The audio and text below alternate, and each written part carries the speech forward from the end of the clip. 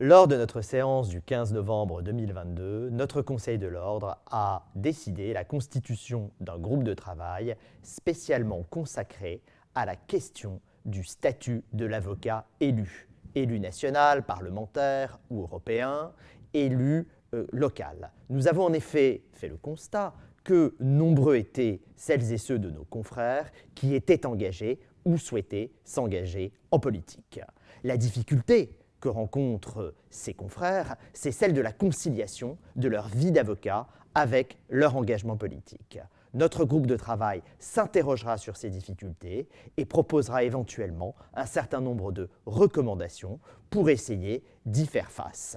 Nous avons en effet la conviction qu'il est essentiel de faciliter, dans le respect de notre déontologie bien sûr, l'engagement de l'avocat dans la vie de la cité pour faire porter notre voix et défendre les valeurs que nous tous dans la profession, quelles que soient par ailleurs nos convictions, nous portons et auxquelles nous croyons.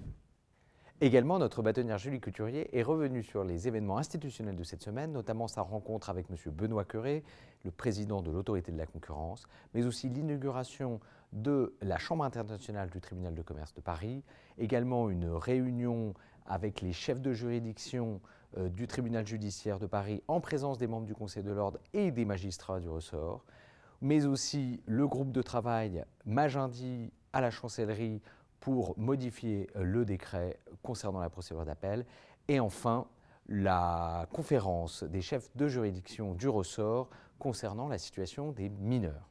Enfin, notre Conseil a préparé l'Assemblée générale du Conseil national des barreaux du 18 novembre prochain avec l'aide de notre collègue Clarisse Surin. Sera mis notamment à l'ordre du jour la question des consultants juridiques étrangers et leur régime, dans la continuité d'un rapport de M. Thierry Schoen auprès du barreau de Paris, mais aussi la question de la facturation électronique et notamment la création d'une plateforme dédiée pour la profession. Excellente semaine à toutes et à tous.